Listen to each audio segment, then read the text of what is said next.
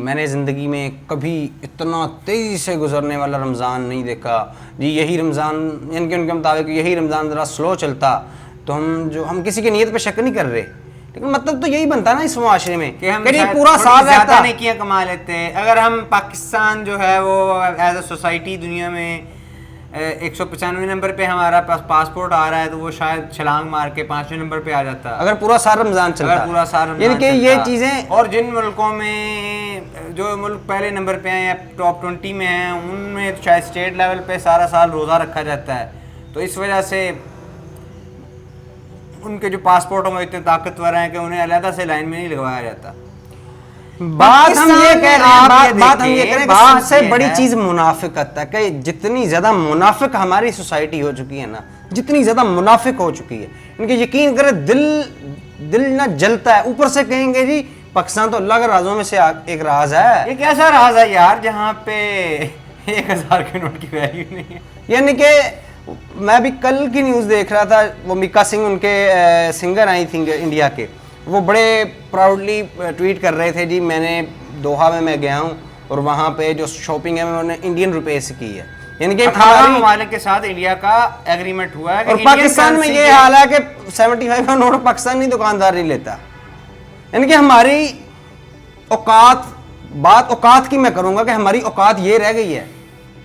ہماری اوقات, ہم لوگ صرف کہتے ہیں کہ ہم رمضان کا مطلب ہے کہ روزہ رکھ لیا, کھانے پینے سے رک گئے. اور جن ممالک کے پاسپورٹ کی ہم بات کر رہے ہیں ان کا ساری روزہ ہوتا ہے جھوٹ کا روزہ, تول مول میں کمی کا روزہ, ملاوٹ نہ کرنے والا روزہ, کرپشن کا روزہ, یہ روزے وہ رکھتے ہیں, ظلم کا, انجسٹس کا, نا انصافی کا,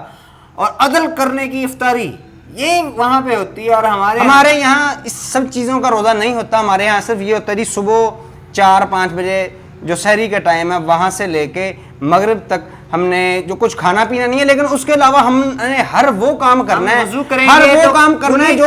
روزے کے علاوہ بھی ناجائز ہے. اور پھر رمضان کے اینڈ میں کہیں گے جی اتنی جلدی سے رمضان گزر گیا, ہم نے تو 4 پیسے, ان کا مطلب یہ ہوگا نا کہ ہم نے تو 4 پیسے اور کمانے تھے, ہم نے فروٹ کو اور مہنگا کرنا تھا. یار رمضان اگر جا رہا ہے تو ٹھیک ہے, ہر مومن کو یہ ہوتا ہے کہ یار میں زیادہ سے زیادہ نیکی کما لوں. لیکن اصل میں اگر آپ کو واقعی دکھ ہے, آپ کہتے پھرتے ہیں ہر مسجد میں اب سٹارٹ ہو جائیں گے نوائز پولیوشن کریٹ کرنے کے رمضان جا رہا ہے. نہیں,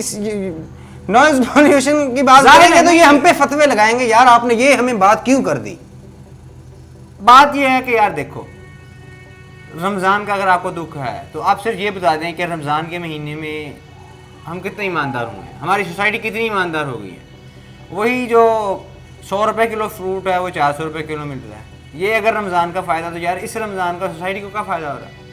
آپ وہی بات کر رہا ہوں نا کہ بات کریں گے پوسٹیں دیکھ کے میں حیران ہو رہا ہوتا ہوں یار, یہ ہماری نیشن ہے کہ یہ ہم ہی لوگ ہیں. ہم کہہ رہے ہیں جی رمضان جا رہا, اتنی تیزی سے رمضان چلا گیا, الوداع رمضان, اور باقاعدہ رو رہے ہوتے, ڈرامے کر رہے ہوتے ہیں ٹی وی چینلز پہ بیٹھ کے مولوی صاحب. اور یہ وہی مولوی صاحبان ہیں اور وہ لوگ ہیں جنہوں نے اس سوسائٹی کو برباد کر دیا ہے. یار رمضان کو تو آپ چلیں ایک سائڈ پہ رکھیں نا, وہ تو ایک بابرکت مہینہ ہے. باقی مہینے جو ہیں ان میں کون سا آپ ایمانداری کرتے ہیں کہ آپ اسلام پہ پورا چلتے ہیں, اور چلیں اس پہ نہیں آپ اسلام پہ پورا چل رہے. اب رمضان میں تو حیا کر یار, رمضان کا تو ان کا کہنا ہے کہ جی اگر منافع خوری کرنی ہے نا اس سے ہم نے باز نہیں آنا, ملاوٹ کرنی ہے ہم نے اس سے باز نہیں آنا. ابھی 2-3 دن پہلے کا واقعہ ہماری سوسائٹی کا ہی, پاکستان میں یہ ہوا کہ وہ بندہ ایک تھا, سچا واقعہ ہے, وہ ایک گاؤں میں گیا ہے جی, یہ ننکانہ صاحب والی سائڈ پہ, میں نے افطاری کروانی ہے جی پورے گاؤں کی 3-4 دن کے لیے. خیر بات لمبی ہو جائے گی, تو وہاں اس نے مولوی صاحب کو بتایا, انہوں نے کہا جی ماشاءاللہ بڑی اچھی بات ہے افطاری کروائیں. اس نے امام صاحب کو ساتھ لیا جی میں افطاری کا پھر سامان لے آؤں. اب وہ دکانوں پہ جا کے سامان اٹھاتا رہا, دکانداروں کو لگا کہ شاید امام مسجد کا جاننے والا ہے. افطاری کے لیے اس نے 4 لاکھ کا سامان ایک دکان سے اٹھایا, 20-25 ہزار کا گوشت جو تھا وہ ایک دکان سے اٹھایا, اور رفو چکر ہو گیا لی. اور وہی بندہ باہر جا کے بعد میں کہہ رہا ہے یار رمضان جا رہا ہے, دل رو رہا ہے. دل اس لیے رو رہا ہے کہ وہ دوبارہ ٹھگی نہیں لگا سکتا. رمضان ہوگا تو افطاری کا بہانہ لگائے گا. دین کی روح کو نہیں سمجھیں گے اور اس طرح کے ڈرامے کریں گے یہ اسلام کے نام پہ کہ جیسے ان سے زیادہ کوئی عاشق رسول, ان سے بڑا کوئی مسلم نہیں ہے. اور مسلمانی کا حال یہ ہے کہ ہمارے یہاں انصاف میں ہماری عدالتیں 140ویں نمبر پہ ہیں, پاسپورٹ ہمارا آپ یہ دیکھ لیں کہ 180 فارن سے بابا کنٹریز کے اندر جو غیر مسلم ہیں وہ لوگ یار آپ کو ڈسکاؤنٹ دیتے ہیں رمضان شریف میں، اور ہمارے یہاں قیمتوں کا جو حال ہے وہ آپ ایک دفعہ خود مارکیٹ میں تو نکل کے اس دیکھ کا لیں، آپ کو یہی پتہ چل مطلب جائے گا۔ ہوگا نا کہ جو ان کو ہوتا ہے جی رمضان جا رہا ہے تو ہمارے یہاں مائنورٹی ان کو عبادات سے غرض نہیں ہوتا۔ ہمارے ہاں وہ ایک سکھ بھائی تھے ہمارے پشاور میں، ان بیچاروں کا قصور یہ تھا کہ وہ لوگوں کو رمضان شریف میں کم قیمت پہ سودا دیتے تھے، بغیر کسی منافع کے شاید 50% ڈسکاؤنٹ پہ دے دیتے تھے کہ چلو یار ان کا مہینہ ہے، بابرکت مہینہ ہے تو یہ ایزی ہو جائیں، اور ان کو قتل کر دیا گیا اس بات کے اوپر ان دکانداروں نے، ساتھ والے دکانداروں نے جن کی کون دکان سی نہیں چلتی سوسائٹی ہوگی۔ ہم نے جو ہے وہ پروڈیوس کی ہے ان 75 ایئرز میں،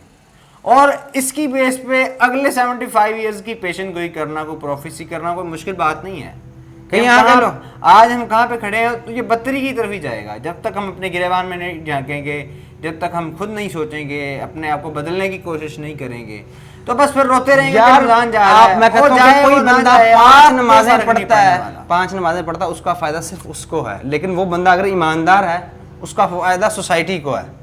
اسلام معاشرت کا دین ہے، اگر آپ کا ہمسایہ، آپ کے رشتہ دار یا آپ سے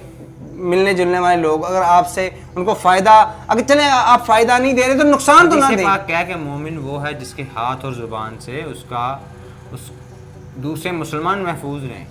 اس کے ہمسائے اور ہمارے یہاں یہ مینٹلٹی بن چکی ہے، دوسرے مسلمان کو کوئی بھی ملے، کوئی اسٹرینجر بھی اس کے ہاتھ اور زبان سے محفوظ رہے۔ اور ہمارے یہاں بات یہی ہوتی ہے کہ یار میرے سے پنگا نہیں لینا، میں بڑا گندا آدمی ہوں، بڑا گندا آدمی ہوں، بالکل اسی یعنی طرح، کہ اگلے بندے کو پہلے ہی ڈرا دینا ہے کہ یعنی میری کہ گندگی سے بچو، یعنی میں وہی گندا نا، ہوں۔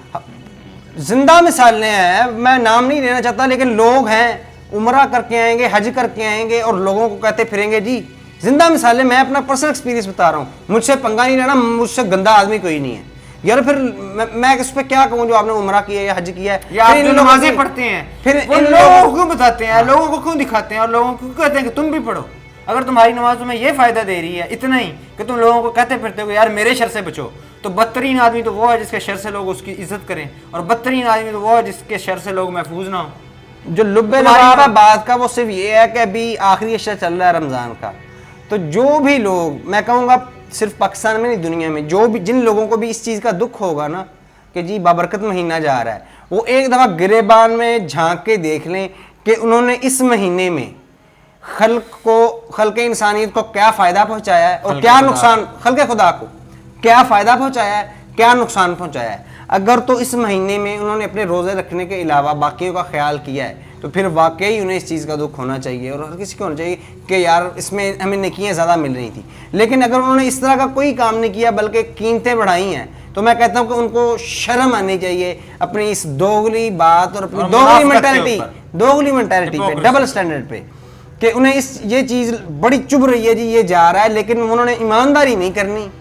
پھر کوئی بھی بندہ وہ تو یہی کہے گا نا کہ یار یہ اس لیے ان کو دکھ ہو رہا ہے رمضان کے جانے کا کیونکہ یہ فائدہ نہیں اٹھا سکیں گے، اس کو کہتے ہیں منافقت۔ اور منافق جو ہے وہ حدیث پاک ہے کہ جہنم کے سب سے آخری درجے میں ہوگا۔ ان کے لیے صرف اتنی بات کافی ہے۔